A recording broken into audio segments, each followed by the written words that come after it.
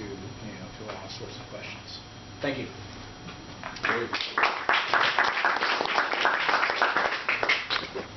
When President Ma talked about a democratic future for the PRC, he was engaging in speculation, obviously. A slightly different question is the extent to which the government in Taiwan is willing to or interested in marginally increasing the policy daylight between Taipei and Beijing. And one interesting instance of this involves the South China Sea. As you may know, there was a report which was then negated, essentially. It was a false report. But the very fact that there was such a report saying that President Ma had decided to redefine the 9-, actually it's now the 10- line, as simply marking claims to land features, which would rule out the notion that the claim involved sea space. And this would have undermined the useful ambiguity that Beijing maintains in refusing to specify whether it is limited to the land features or whether it includes the sea space as well. The former being compatible with UNCLOS, with the United Nations Convention on the Law of the Sea, and the latter not. Another idea was rooted about it, and I'm sure you're familiar with the East China Sea Peace Initiative. Yes. And a suggestion was made to President Ma that there be a South China Sea Peace Initiative. That didn't go anywhere. But I wonder if you have anything sort of up to date to say about these perhaps misleading signs of some effort to create a little policy daylight rather than just sort of predicting the future. Yeah, well, these are great questions. I don't think he was predicting the policy future. I think he was a negotiating position, that he wants to push back and so on. In terms of daylight, I mean, you're absolutely right. Taiwan is not going to win the game of who's more powerful and who can push its claims in the South China Sea and the East China Sea based on fanciful historical arguments that may or may not have appeared in Qing Dynasty documents, or textbooks even. So, Taiwan's only going to win the game, competing on the much overused term of soft power, and that is, exactly as you say, which is, the position being in line with UNCLOS, years of customary international law, examples of peaceful maritime disputes being resolved throughout the world, and so you're absolutely right about that, and to get confused, or get identified with the ROC, with the PRC on these issues is problematic. It's particularly problematic from the perspective of what I believe is the key relationship in Asia from Taiwan, and that is Japan. There's no defense of Taiwan without Japan and the rest of it. So at first, now there are a couple of notes there. At first, there was a bit of a, let's say, just Chinese nationalism, as you're well aware, with respect to Japan, emanating from Japan and Ma Ying-jeou. So the relations were not terrific. Surrender, and it's still very much within the historic imagination of the KMT that there's this issue with Japan.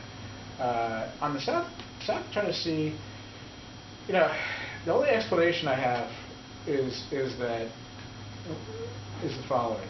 So Taiwan has a claim and actually occupies a territory in the South China Sea, Taipei and Uluwatu, and sometimes even reinforces it with Coast Guard and other cutters. I think that the existential concern about any question of sovereignty within Taiwan is so great that ceding on it at all. So a lot of us would say and have said, your way into the future is to cede some on sovereignty issues and show the world what you really are in terms of being a free market, democratic, successful nation. But that's very difficult to do for Taiwan when they, and one wondered over the last 15 years, this dollar diplomacy that Taiwan engaged in with China throughout the world, paying off countries to recognize it. Now, it was easy for me to say, don't do that, that's silly, you know, why not invest in a big aid program there instead? But it's another thing, you know, once the foreign ministry actually is faced with the fact that they've lost a country, you know, and you know, so that's kind of, that goes more to the psychology, I think, than the sort of pure national interest, of which I think everything you say is correct.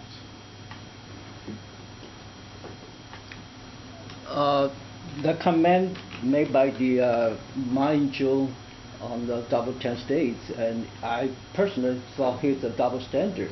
One side he support the democratic rally in Hong Kong for the Occupy Central, yeah. But the other way he criticized, you know, the movement, sunflower movement in Taiwan. Okay, that's totally unacceptable. Second thing, of course, the Xi Jingping, he responds to Ma Ying-jeou's comment, he say, hey, you better shut up to carry your own business, and then, so he said that he emphasized the one country, two system. But to the Taiwanese, you know, inside island, and I believe, you know, the sunflower movement make a big change, okay?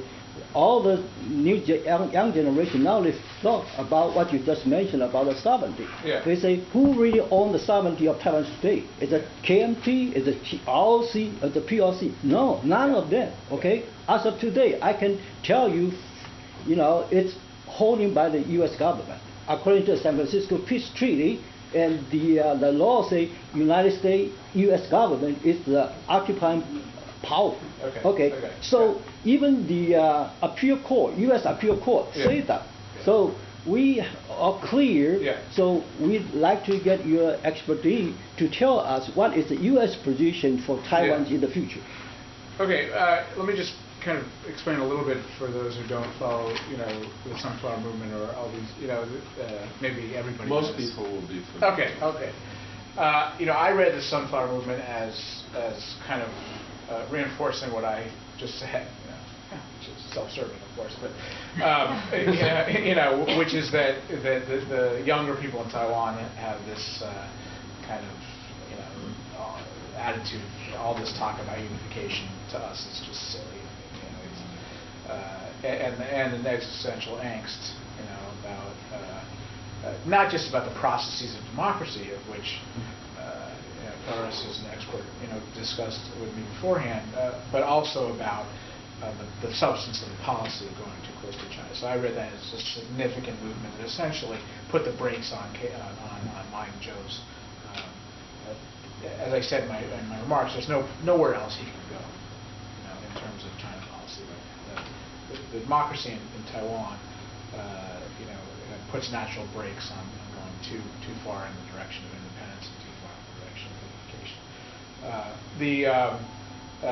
So your question about U.S. policy. Well, you know, I've heard the San Francisco Treaty, and you know, I've heard that the ROC is, I guess, a state of the United States. You know, the U.S. is. I mean, you know, I'm not going to get into. Though I am a lawyer and enjoy legal arguments, I'm not going to get into the state of those legal arguments.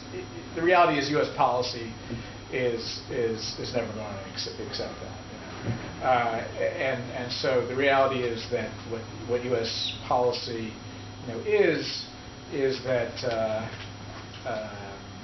you know, is we're going to have as close relations as we possibly can with Taiwan under the rubric of it not being official relations, which is kind of a diplomatic fiction and so on. We have very close relations with Taiwan. Now, would I like to see them even more? Yeah, I said that in my remarks. Absolutely. I think, you know, particularly when Taiwan takes risks of this nature in its negotiations with China, the U.S. should be offering Taiwan more and more and more. You know, but basically, the policy is going to be until the day, and I think again that's why we have to come back to this issue of peaceful evolution in China.